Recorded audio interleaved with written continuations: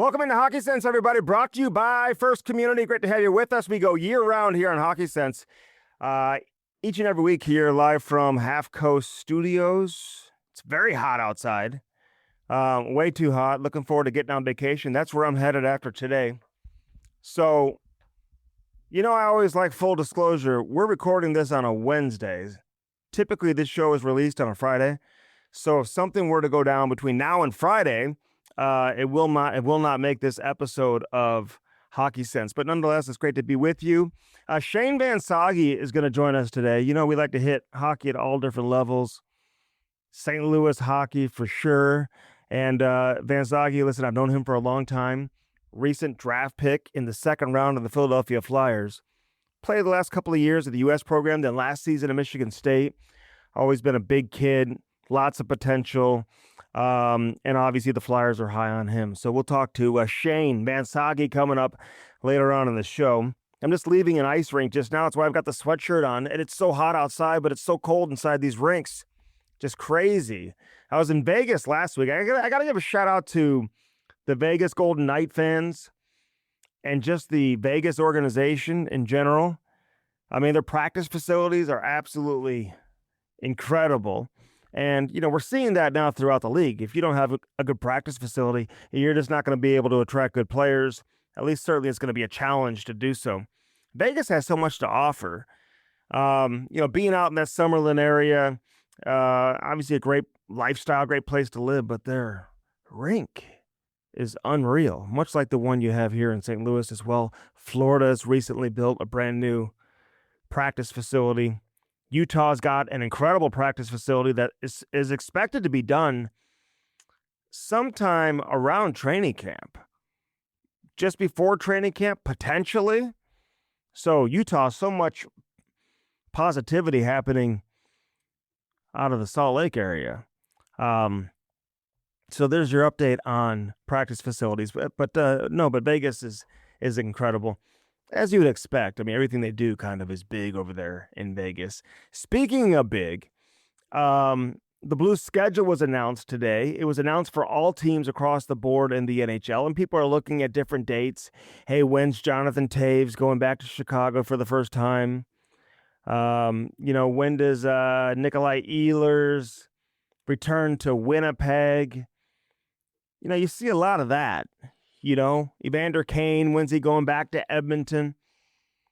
So, listen, go through the schedules and see what interests you. In terms of the Blues, for the sake of this particular show, they start off with a lot of home games in the first month of the season.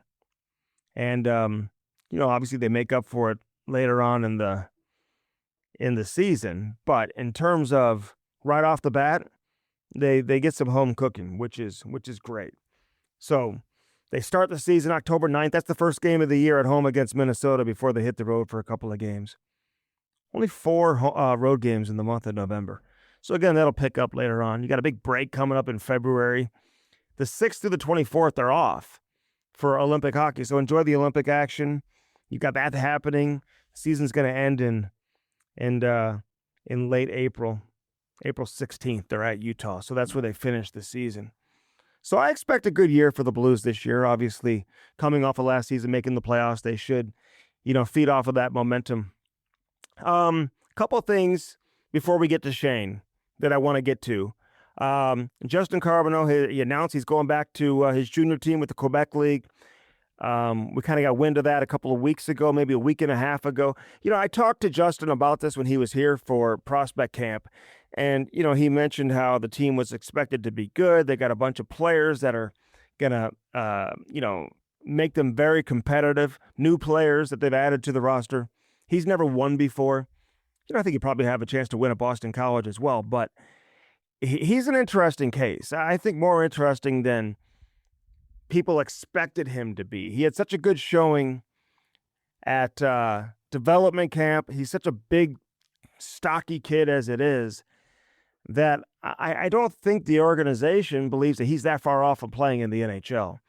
Now, does that mean he's going to come to camp this year and make the team? No. But the positive thing about playing in the Quebec League this year and playing in the CHL is that you do get to see him in training camp. If he was playing college, you wouldn't see him in training camp. So now he's going to get some preseason games. He'll get at least a game, maybe even more than that. We'll see how he does. And give him a chance to really make a first impression wearing a Blues uniform. The plan will be for him to go back to junior. I don't care how good he is in training camp. I don't see him doing enough to making the team, but who knows what that means at the end of the season. Who knows what that means moving into next year. It is interesting that next year every team can add a 19-year-old to the American League roster. And, he would be a candidate for that for sure. And I would look at a guy like Adam Yurchek. He'd be a candidate too, although he's going to be 20, I guess, next year. So it wouldn't even matter for him. But, Yurchek's an interesting one too. I know he doesn't present a ton of flash in a 3-on-3 game that you see in development camp, but I've talked to people that are super high on him. You go back to the way that he played in the World Junior Championships, the hockey sense that he plays with, how dominant he was in that tournament this past year. I think people are still super excited about him. Might need some time in the American League. I think that's safe to say. He's not a guy that's just prepared to just walk into the NHL. He's had some injuries, so they want to see him get healthy. And but once he fills out, gets stronger, and I'll tell you a comparison. Just watching him play as a right-hand shot, for me, it's Alex Pietrangelo. And I don't know if he plays with the same type of physicality that maybe Pietrangelo plays with, or that same type of competitiveness. I think he does have that competitiveness. But if you remember when Pietrangelo first came to training camp with the Blues and when he first turned pro, he wasn't quite ready physically, right? I think they knew he wasn't ready. They sent him back a couple years in a row, which tells us he wasn't ready. And they weren't looking to start the clock on him back then anyway. But he added a lot of strength. They just kind of remind me of each other just in terms of how they surgically perform on the ice. Just very smart, use their intelligence to their advantage. And their flash is more done with their brain than it is with, sick toe drags and sauce passes and whatnot, even though they have the ability to do all of that and then some. And they will. You'll see that from Urasek. The last show we were out of town last week too. I was in Vegas, like I said. We had Logan Mayu on. Great conversation with him. We got a lot of great feedback too. And we're trying to get Zach Bolduc to join us. Hopefully we'll get him on in the next couple of weeks here on Hockey Sense. And just kind of, shoot the breeze with him. I'm just curious what he's thinking. I would imagine it's a great opportunity for he and his family to go play in Montreal. I think if you're going to get traded from St. Louis, which was obviously a great situation for him, he had a great season and, seemed to be a great fit with the head coach and the team here. And even talking to some of the veteran guys, man, they really respected this guy. They liked him an awful lot. Like, he fit in. As a young guy, he knew his seat on the bus. He came in, put his head down, and he worked every single day. So Montreal's getting a good player. We all know that. So I think that probably cushions or softens the blow a little bit for Bolduc to get traded, knowing that he's going to Montreal. As a French-Canadian kid, I would imagine that's got to be an exciting situation for him. So I wish Bolduc the best of luck, obviously, moving forward. And we'll see how that goes. Bo and Byram, there was so much talk about the Blues and Byram. I really think that kind of lost steam a while ago. I mean, I think you'd have to ask your question why this is the second organization that just can't get anything done with Byram. He's a talented player. There's a reason why he was a high draft pick, but he moved on from Colorado, and then now obviously he wants to move on from Buffalo. They're probably different situations. Probably just doesn't want to stay in Buffalo long term. I would imagine that's what that is. Colorado, maybe it was a little different scenario in terms of why they moved on from him.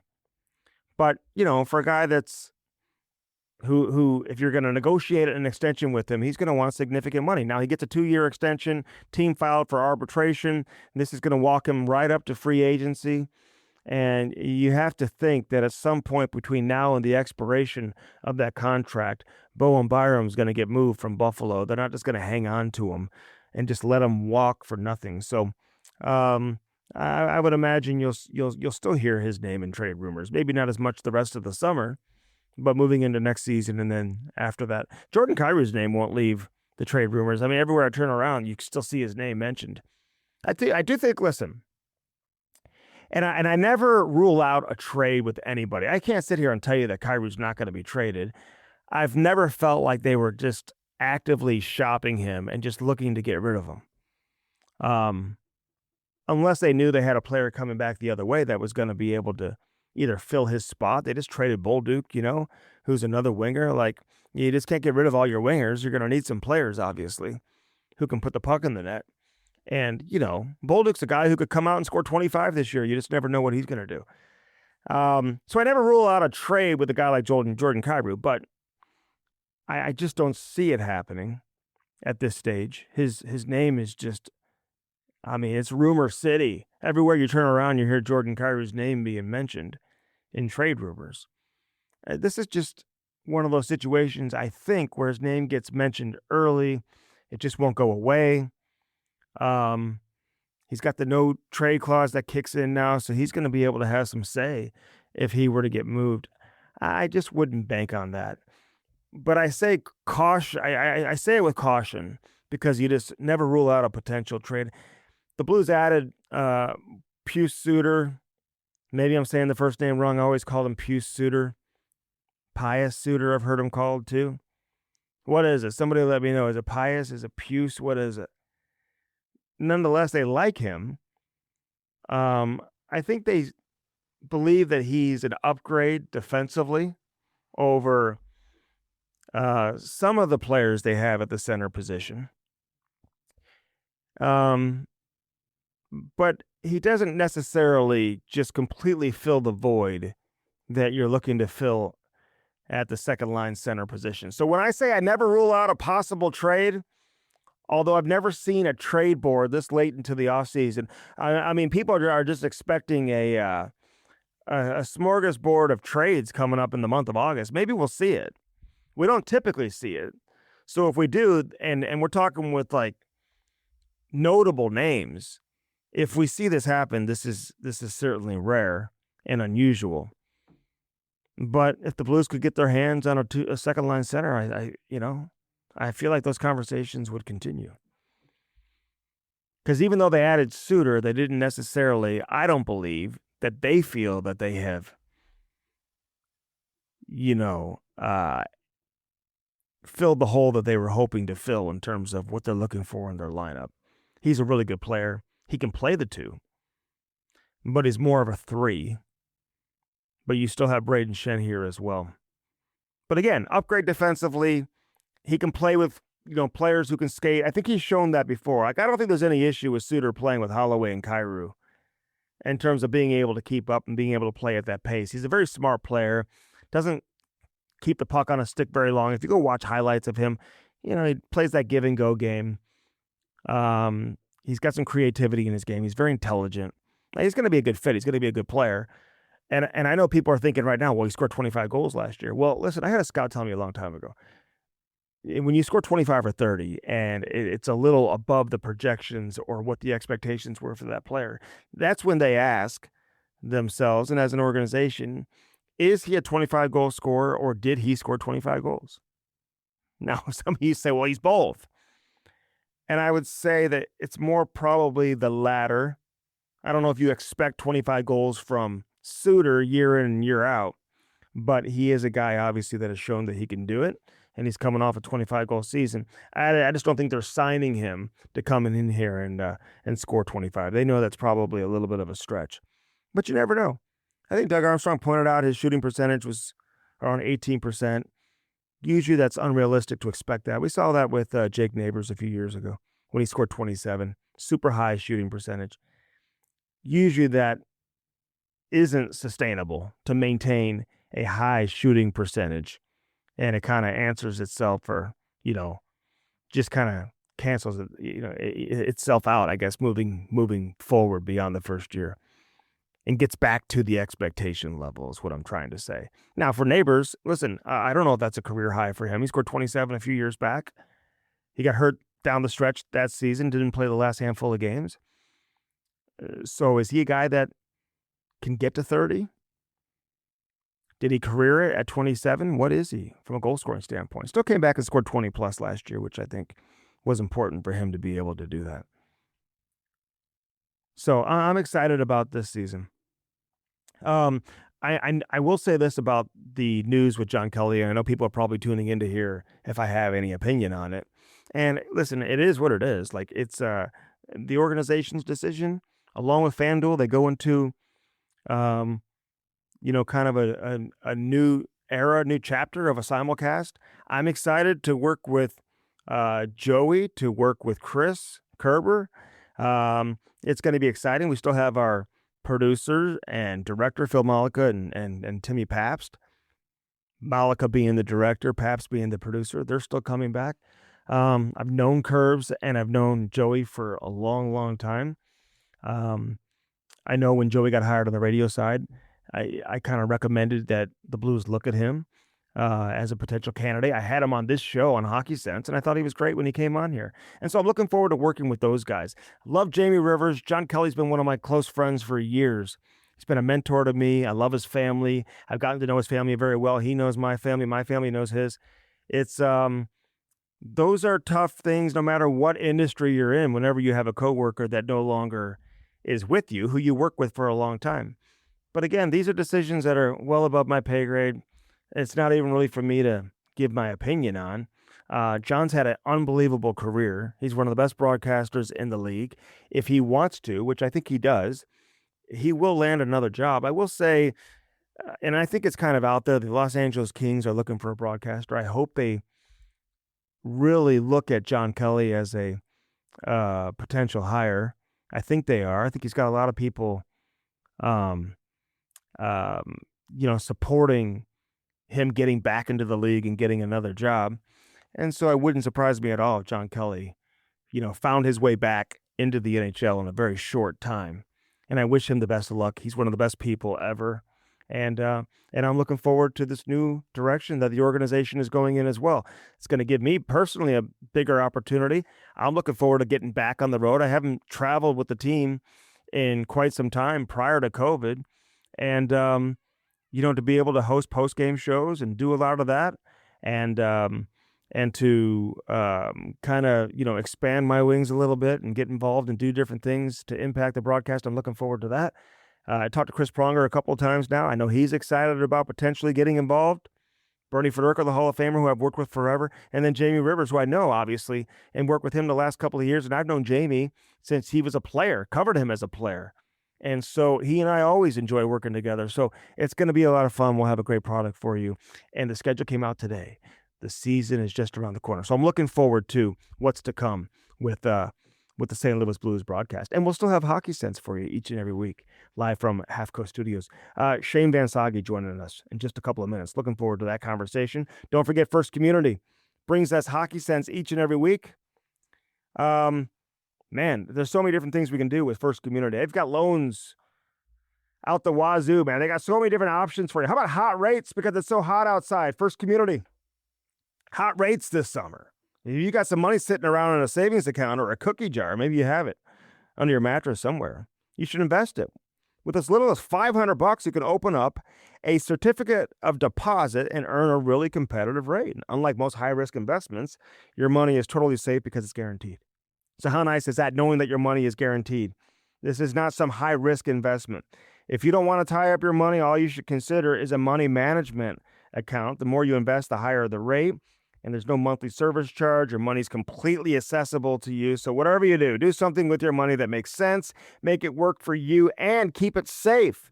The team at First Community can answer all your questions. Check it out, firstcommunity.com. And we love having First Community as a title sponsor here on Hockey Sense. Also, Dirt Cheap Fun Fun, your one-stop party shop. Find the location nearest you. Download their app. Save some money. They've got so many unbelievable deals, they call them steals. That's how good the deals are over at Dirt Cheap. Find out a location that does curbside assistance, curbside pickup.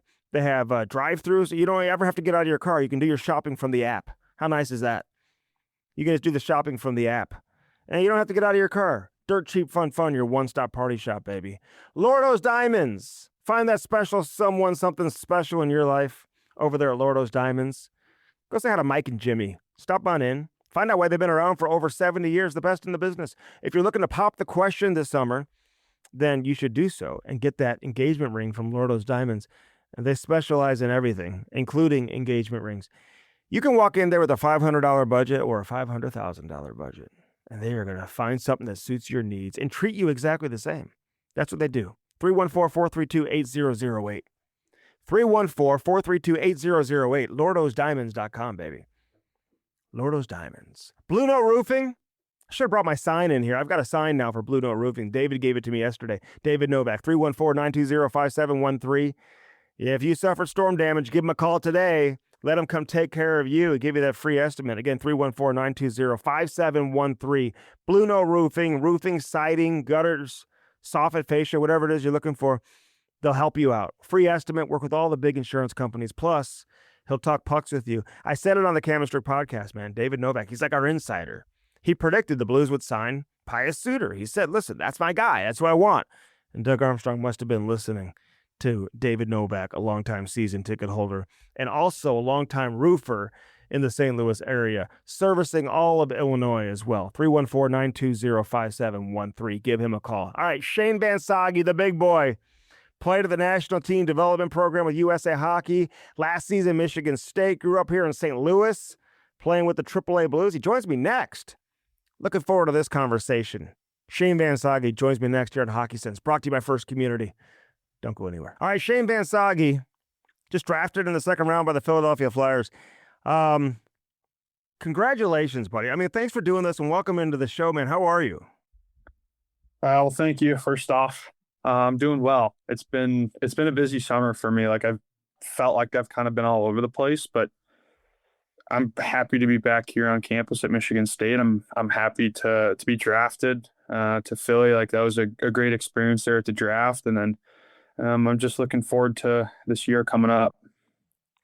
Could you have predicted this for yourself, Shane? I mean, you just go back 4 or 5 years ago, 3 years ago even, it feels like. I mean, you're playing for the AAA Blues here in St. Louis, and all of a sudden here you are now entering your second year of college hockey. You're drafted into the NHL. Like, how much were you thinking about the NHL back when you were 13, 14, 15? Yeah, people ask me all the time, like not a lot. Like I think growing up, when I was playing, I was kind of just playing because I loved it. And that's how it's always been. And that's how it is now, to be honest with you. Like I've always kind of just played because I love the game.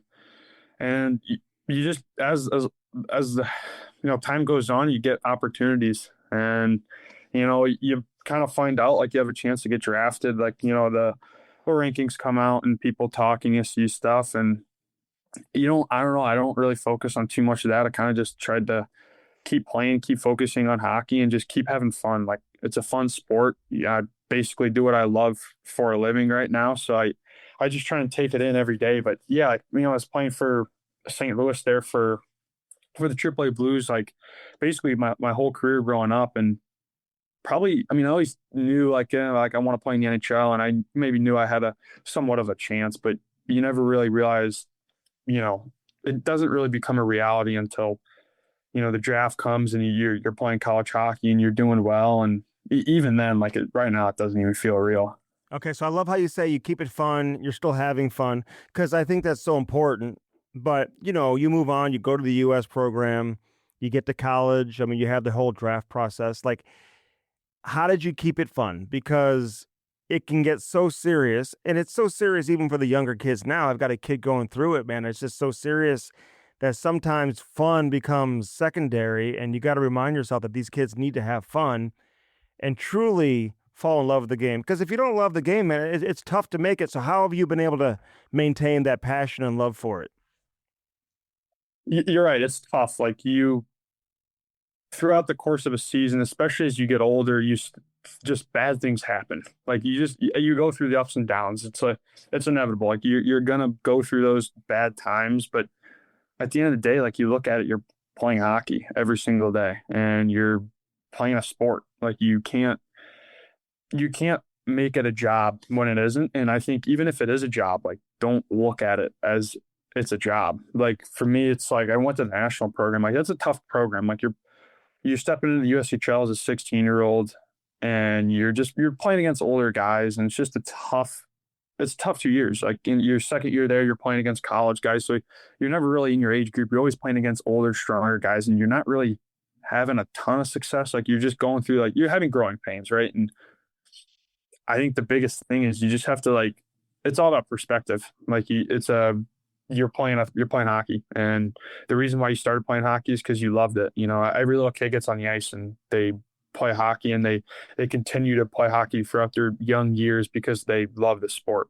And I think if you can continue that and keep that love for the sport, I think it makes you a whole lot better player, and it's more fun. Like you just got to relax, and you can't put too much pressure on yourself. Like it's hard not to put pressure on yourself because everyone always looks at it as it's always a very serious game, and it's it can become a job, so it's very serious. And I don't know, at the end of the day, it's just a hockey, it's just a game, it's a sport, and you Yeah. just gotta love it and have fun. How was your experience at the U.S. program? Because I've heard from different, some people absolutely love it. Some people say, man, it was so hard. I've seen kids who leave after the first year.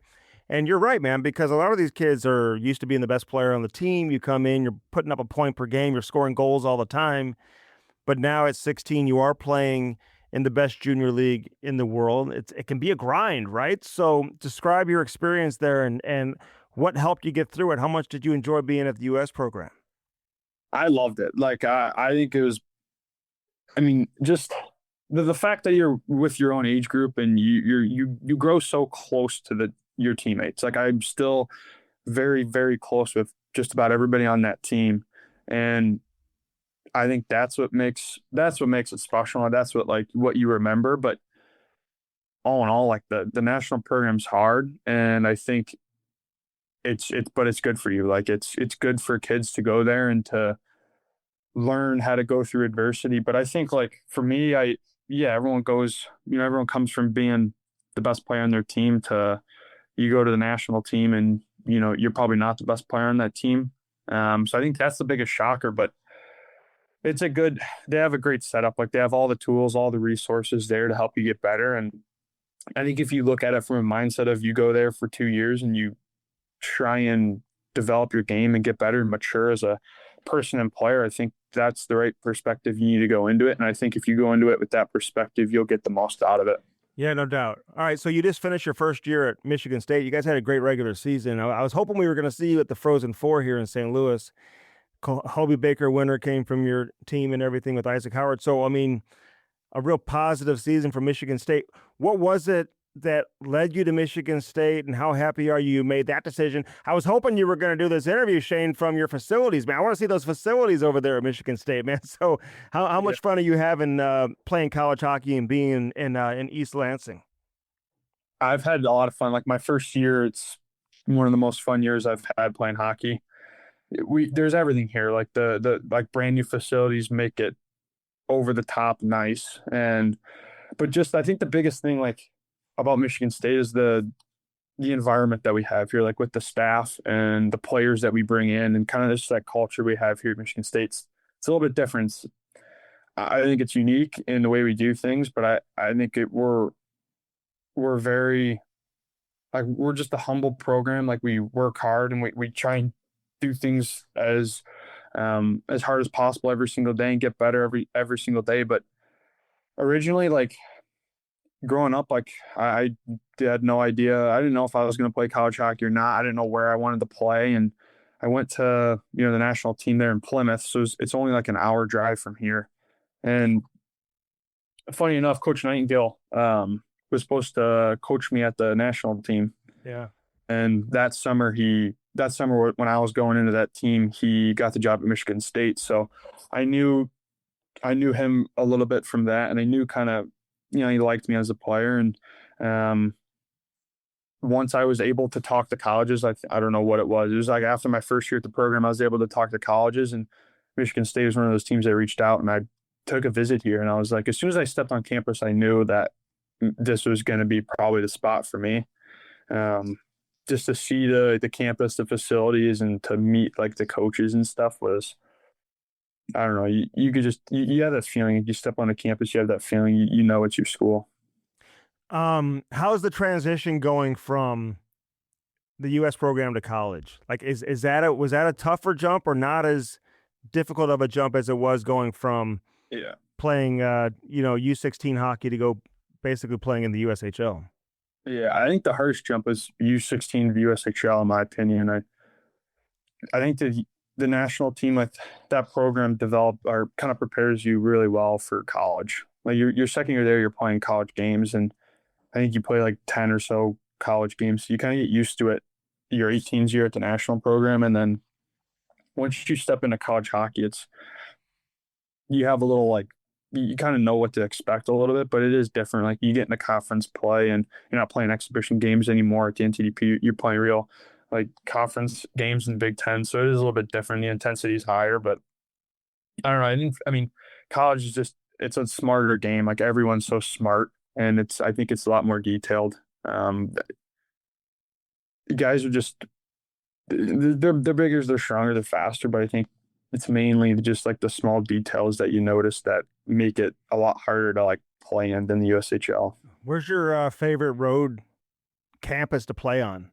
Like where was it really like fun? Like just the environment, the atmosphere. Because I know you guys have a great one there at Michigan Yeah, State yeah. too. I Where mean, else is it? Where's it fun to play on the road at? Minnesota was fun. They got I think they got like 10,000 seats in there, 10,000 capacity in there, but that's fun. Like that place gets loud. They got just like the big bowl, like that's their setup, and that's a fun place to play. Like their fans are passionate up there, but I think our place is pretty sweet. Penn State's place is pretty sweet. Like we played Penn State this year on Christmas break, so they didn't, so their students weren't at the game, but typically their student section and their fans are pretty rowdy, especially now, and that they got all those guys coming in this year. So Penn State, Minnesota, those Michigan's fun. Michigan, like Yost is a good. That's just a old school barn, and it gets loud in there. And I think maybe just because it's Michigan State, such a big rivalry, but anytime we go into Yost, it's pretty rowdy. How's that Isaac Howard, man? I mentioned he won the Hobie, and I loved watching him play in the World Juniors a few years back too. Like he's got that swag. I saw him at the draft a few years ago. He's had the white suit on. How was he as a teammate? Like, were you hoping he was going to come back? Obviously, and now with the trade, I would imagine he's going to end up playing with Edmonton this season. So that's a big loss. But give Yeah, us a scouting report on him. yeah. I mean, obviously we want him back. We kind of knew we probably wouldn't get him back after the season he had and the type of player that he is. We probably knew I mean, he's ready for the NHL. He's ready for that next step, but he's a great guy. He's such a good teammate. And you know what? He does. He's got the swagger and he's got confidence to him. And I think that's what makes him good on the ice. But I think as a guy, like he's one of the best teammates I've had. Like he's one of those guys that he's just like fun to be around. Like he's just like he's one of those beauties that like everyone likes. Like it's hard not to like. I don't think anyone on our team didn't like him. Like we all liked him, and he's just a good guy. Like it's people obviously I hear things about people think certain ways of him, but the thing is, I think none of that's true. Like I think a lot of people look at his draft and maybe they think some negative things about him, but he's one of the best guys and one of the best teammates that I've had. So I loved playing with him last year and like being a part of that season and being part of a team with him. But he's a really good player. Like he's a big piece for us. So unfortunately we lost him. Kind of expected it, but I'm happy for him. Like I think Edmonton will be a good spot for him, and I'm excited to see like him playing the NHL. Your goalie's back though, right? Yep, Augustine, yeah. I'll get back. That's big for us, and um, we knew he was coming back, so that's kind of not really a surprise there. But he's the backbone of our team. Like he's kind of the foundation that you need as to be a good team and to make a run for the national championship, even the Big Ten championship. We need Trey back there in the pipes playing well.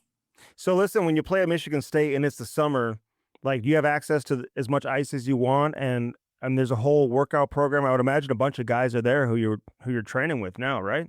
Yep, yeah, we got the whole team here. But yeah, the facilities are open pretty much all day. Like the ice is open. We got some summer camps for kids and stuff going on for the ice, but we pretty much got full access to the gym, full access to the ice, and just even our like lounge and our like, we have steam room, sauna, hot tub, cold tub. Like even that stuff is it's always open for us. And I know like there's always somebody there. Like we'll always be a group of guys chilling at the rink doing something. And it's just like the brand new facilities. It's awesome. Like I could live, at the rink. You have everything you need. So we're spoiled up here. They still cook you meals and stuff like that during the summer or no?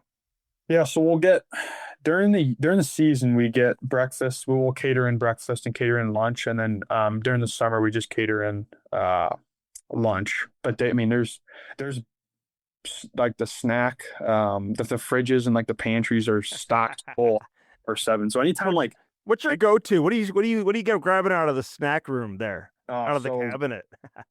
I don't know what they're called, but they got these like brownie thing. It's like a I don't know. It's a just like a bar almost. And I think it's like dates, and it's like a chocolate brownie, and it's like the best. It's like a candy bar. It's so good. And then a big thing, like I feel like a lot of the guys, like even for like breakfast, they'll have like yogurts and like they'll always have like ham or turkey sandwiches in there for us. Like there's always fruit, whether it's like watermelon, pine. In the summer, we're a watermelon team. Like we probably take down like 3 watermelons a week, but yeah, it's like I don't know, we're spoiled. We get everything we need. Anytime I'm like just bored sitting around my apartment, I'll just walk over to the rink. Like we have a great shooting room set up. I'll like shoot some pucks and then like go eat a snack or something. So Hey, how often were you on the ice as a kid? Like in the summer? Like kids now, like they're training before school. Like, were you one of those? Were you doing that during the season? oh no, I played baseball and hockey growing up. So like when I was in the off season, I was playing baseball and I would skate. I think once I got a little older, like into my like early teens, I was probably on the ice like at most twice a week in the summer, but I really wouldn't skate in the summer. I'd just play baseball and just like go swim at the pool. Like I don't know, I wasn't really one of those kids who would like when I was 10 years old, I was doing like 3 workouts a day and like only playing hockey. Like I was a baseball guy. I would like practice my baseball in the summer and then in the winter and in the fall I was playing hockey. Were you a good baseball player? Like, could you have played D1 baseball or no? Oh, I like to think I could, but I don't think so. I was good. Like I'm a good athlete. I maybe could. I would have played in high school and been good, but D1 probably not. I You should was. go hit some balls with the Spartan baseball team. Yeah, we've done that before. We've went out to the baseball field and hit balls with them last year, so that was fun. But yeah, I was I played first. I played everywhere, and I played first base, pitcher. Shane, you got to be crushing balls like over the wall. Were you hitting home runs or what? I was yeah, I was either I was a strikeout or a home run. Like I had nothing in One or the between. other. Yeah. I love it. I love it. All right. So, and real quick before we move on to Philly, um, like your Hagen's, all these guys, man. I mean, you know all these kids like from the U.S. program. Like, how good of a player is Boston getting in Hagen's, James Hagen's? Like, and what was it like seeing some of your buddies get drafted too, man? I mean, Yeah. I've gone to the draft every year, Shane, until this year because it was decentralized. We were doing everything from St. Louis this season, so I didn't get to see. But I love to see all the players interact with one another and hang out and watch each other get drafted. So what was that like to see your buddies get drafted too? It was awesome. Like everyone getting drafted there is like I was like super close with Hagen, super close with Hensler and those guys, but like Hagen's like he's so skilled. Like it's a different level of skill that he has, and he just sees the ice just differently than anybody else. Like, and he's always been a step ahead. Like when we were 15, walking into the national team, I could just tell he's like kind of just a step ahead of everybody else, and just the way he skates and like he's so good on his edges where you can think like he's got no play and he'll just like hit a quick turn and he'll open up like 3 or 4 different plays that he can make, and he just opens up a lot of time and space for himself with his skating and skill. But yeah, like that first round the draft was that was fun, like watching the Hagens get drafted, like and Hensler, like it's cool to see him. Like we've been through it all at the program together for 2 years, and then we all went off to college this past season, and finally the draft comes around for us because a lot of my NTDP teammates got drafted last summer, so we had to wait a year for our turn, and it was cool to see him get drafted. Okay. Yeah, you're one of those, man, that had to wait. So like Yeah, your whole class, because your birthday, right? What are you over. October? Okay. Yeah, All right, so Philly, how many teams did you meet with at the combine? Like, did you meet with St. Louis too at the combine? I did. Yeah, I met with 27 teams at the combine. It was a busy week for me. I had a lot of interviews. A lot of them went well. Like the majority of them were all pretty basic. Like I didn't get a whole lot of weird questions. I mean, No. I heard stuff flying around, but all my interviews are pretty much the same. Like, you kind of just talk about your year and talk about Michigan State and what your, strengths, weaknesses are, things like that. But yeah, like I talked to Philly. Like Philly was like one of my first teams I think they were the second interview I had at the combine. And um, I had a really good interview with them. It seemed like when I left there, I kind of had a feel. It was like one of those teams where like, okay, like if they're in the range, and I'm still on the board and they're there or they're picking, like I feel like Philly could be a team that takes me. But um, like there's a few different teams like that. You don't know. Like there's so many trades happen on draft day and like different things happen. But I definitely felt like Philly was like one of those teams that really liked me. So you go 48th overall. And are you looking at Philly on the board? Are you getting a little antsy, like waiting for your name to be called, or did you go kind of in the area in the Yeah, time frame where you thought you would?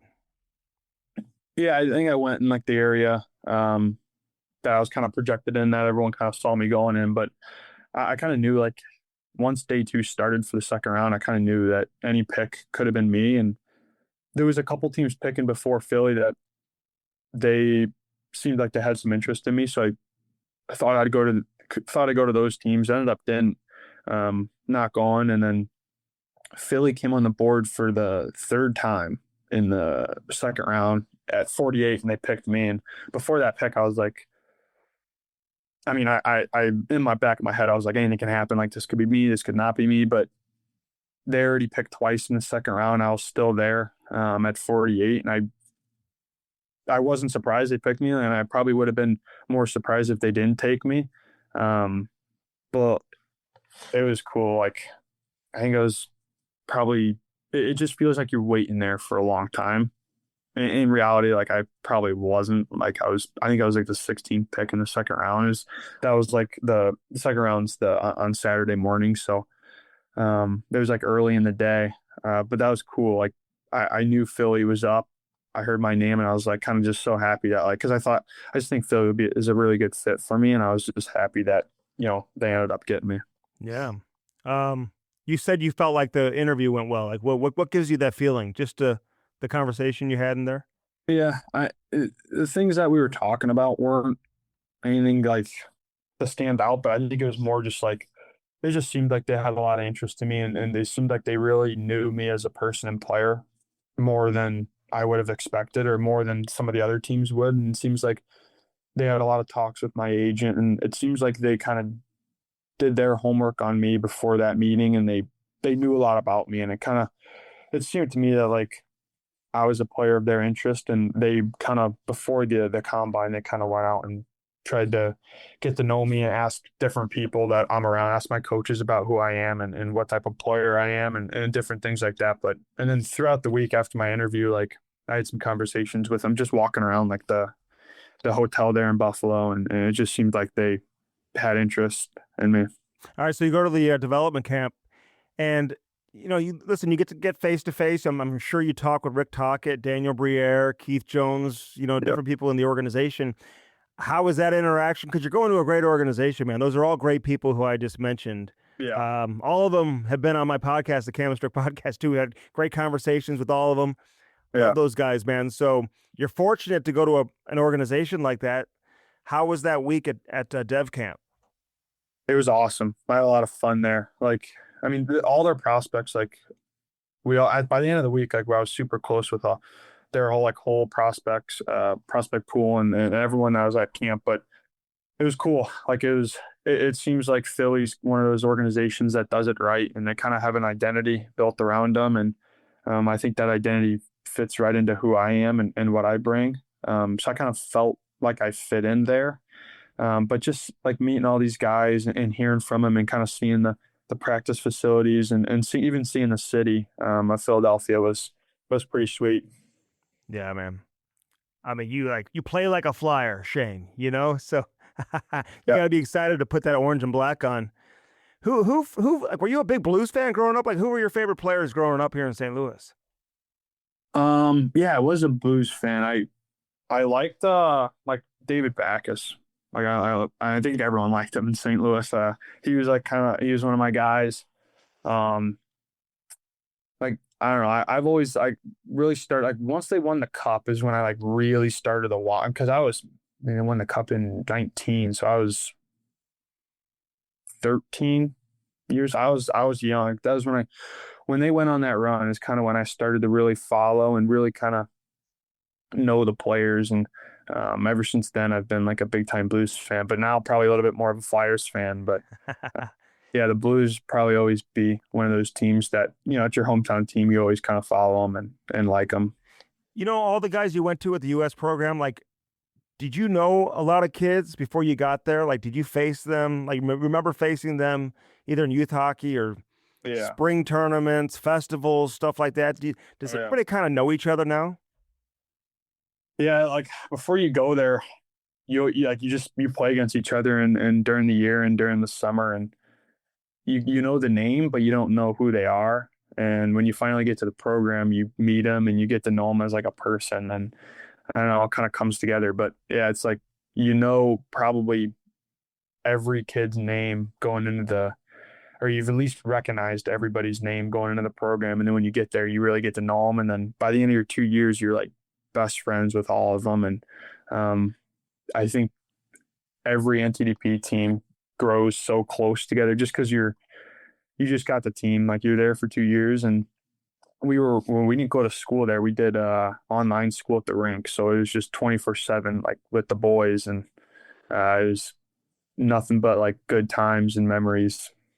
No school? You guys don't go to school? It's all online now? Yeah. So like so they used to go to high school for like half a Right. day. They used to go to like the Northville or Plymouth High School, but then COVID happened and then they moved all the kids online. And then now I think I guess the online worked and it was efficient and easy Yeah. to kind of control. And you do it at the rink. So it's like everyone's in one spot. And I guess that's what they're rolling with now. And when I was there, that's what they did. Perfect. All right, before I let you go, like, what do you tell like your buddies like when they ask you about St. Louis hockey? They're like, "You're from St. Louis." Like, what do you what are you telling them about St. Louis hockey and just your experience like growing up playing AAA hockey for the Blues and whatnot here in St. Louis? Yeah. Well, I mean, as much as it is like St. Louis, it's growing, but it's still like compared to some of these other markets like Chicago and Detroit, it's still like a small hockey market. And you don't see a lot of kids coming out of St. Louis. Really a ton, like compared to some of the other big time, markets. But we had I feel like St. Louis is kind of the blue collar city. Like I know my team was like, we were big, like we were a big AAA team.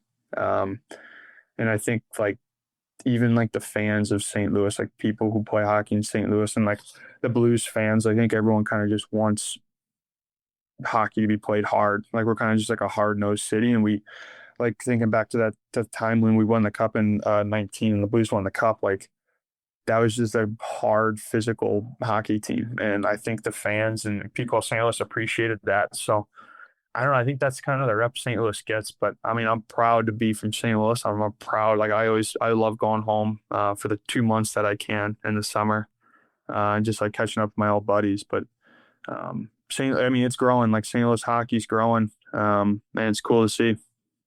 Yeah, no doubt about it, man. You're growing. Are you still like, what are you at, 6'2"? Are you at 210? That's what they have you listed at. Yeah, What do you want to play at? And what are the Flyers telling you? They want you to be at like 220, yeah, 225 or what? yeah. But we haven't really got to those conversations yet with the Flyers. But yeah, like I mean, last year I was 6'2.5", 6'3", playing at like 215. Okay. You're still growing, buddy. You Yeah. know? Yeah. Yeah. I think I'll, the the weight fluctuates, right? It always Oh yeah. goes up or down depending on whatever it is, whatever's Yeah. going on. But Depending yeah, how many brownies you eat, buddy, from the I got to snack scout that shack. right. I love it. Hey man, I'm happy for you. Keep it going. Have a great year this year, and I look forward to seeing you wherever your hockey career takes you. This won't be the last time you come on the show either. We'll have to bug you again one of these days, and Yeah. always look forward to catching up with you, Shane. So, thanks, brother. I appreciate it, man. Congrats on everything. Yeah. Thank you. Thanks for having me on. Okay, take care. All right, so that was Shane Vansaghi, man. Again, he's such a good player growing up.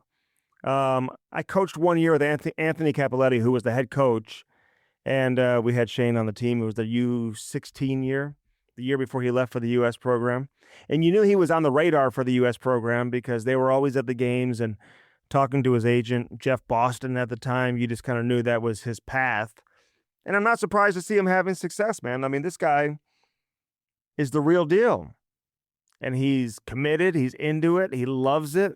And you can tell he's one of those guys that's going to be willing to do whatever they ask him to do to play. You know, I mean, he was an offensive guy growing up, scored a lot of goals, obviously, and he can still do that. I think he had 6 goals his freshman season, so he'll improve on those numbers this year. And again, he's just going to be a big power forward that's going to be able to impact the game in a variety of different ways. So big shout out to Shane Vansaghi, man. How cool is he? Joining us here on Hockey Sense, brought to you by First Community. Also by Frontenac Detailing. I mean, you should see my car right now. I just had that ceramic coating done on my car. Jim Winkleman, flat out getting it done. The best detailer in America resides right here, right inside that Honda Frontenac location right there at Lindbergh and Conway. And Frontenac Detailing has a spot inside the Honda Frontenac dealership. You got to give them a call today, 314-226-7411. They do everything. Like window tinting, yeah, all that type of stuff. Ceramic coatings, like I said, they just did. But like things that a lot of other detailers won't do, like headlight restoration. They do the premium detailing, paint correction, of course, dents and hail damage. They'll take care of that. Torn seats, burn holes. You have burn holes on your seats. Somebody doing something they shouldn't have been doing in the car. They created a burn hole. Take it to Jim. They repair it all inside and out. FrontenacDetailing.com. That's the website. 5-star choice for automotive appearance. And you want that 5-star automotive appearance. Again, 314-226-7411. Jim Winkleman, man, tell him I sent you. Andy Strickland from Hockey Sense. Of course, First Community brings us Hockey Sense each and every week. We love our friends over there at First Community with all the different options they have. They got that Little Blues program too, so always check that out. I can't do a show without talking about Little Blues. So if you're between the ages of 4 and 9, you've never played organized hockey, listen up. This is where you do it. You sign up for Little Blues, you get all your equipment. I'm talking everything, head to toe, skates, everything, helmet. So if you're a parent and you're like, I don't even know where to go to buy the hockey equipment, what I need, you don't have to worry about that. You just sign up. You get, I think, 6 ice times, great instruction, and it's such a low cost and it's such a low investment, but it could be a lifetime investment. Because if your kid falls in love with the game, who knows? They could be Shane Vansaghi. But even if they're not, they're going to have a lifetime of experience and memories going to the rink and playing the incredible game of ice hockey. Get your son or daughter signed up for Little Blues today. FirstCommunity.com, StLouisBlues.com. Everybody can give you all the information you need for Little Blues. First Community, they're so proud to be involved with Little Blues. That's what I love about it, too. This is so genuine. Such a great program. Check it out.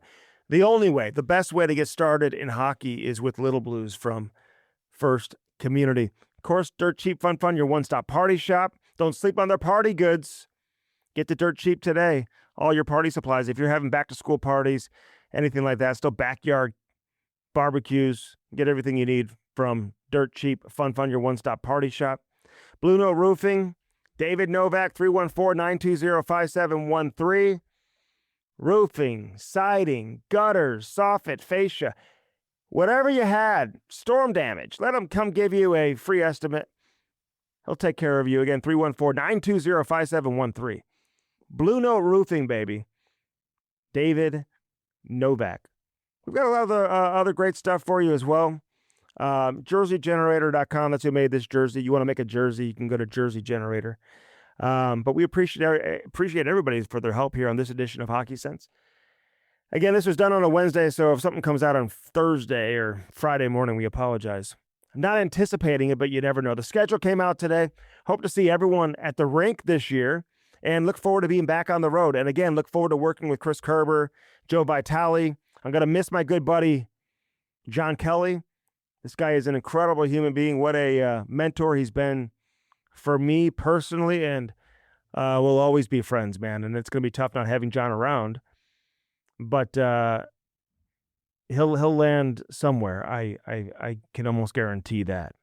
And I'm excited about this new venture with the St. Louis Blues and FanDuel entering into a new world of a simulcast and working with great new people and bringing a little bit of a different flair, a little bit of a different feel to the broadcast than maybe what we've had the last few seasons. It already feels different. I love working with these people from FanDuel. They've been unbelievable. Innovative thinkers, experienced, professional. They are the real deal. And along with the Blues, like, they're going to make sure this product that you see on television is as good as you've ever seen it. So trust me on that. This is going to be a lot of fun coming up this season. Get the big boy, the Hall of Famer Chris Pronger, involved. Obviously, Bernie Federko, the Hall of Famer. Jamie Rivers, who's got a ton of experience and obviously been around the game forever. Can't wait to get going. October 9th at home against Minnesota. A lot of home games in October before we start hitting the road. And this team's going to be good. New uniforms, new feel. Jim Montgomery, first training camp, first full season. Jimmy Snuggerud, first training camp. He's never even had a training camp with the Blues. And then you get to see Justin Carbonneau and all these other guys that are going to be coming through. Adam Yurasek, get him healthy, get him participating in preseason games. I can't wait to get going, and certainly appreciate all of your support. We go year-round on Hockey Sense, just like we do on the Cam and Strick podcast, which just dropped Tyler Myers yesterday on Tuesday. So check out the newest episode of the Cam and Strick podcast. Everything done right here at Half Coast Studios. We love everybody here, including Maddie, who's hooking us up and helping us out here on this edition of Hockey Sense. I'm headed out of town for a few days, a little vacation. We'll be back next week for another edition of Hockey Sense. We go year-round. Hockey Sense, year-round, Cam and Strick podcast. Have a great rest of your week, everybody.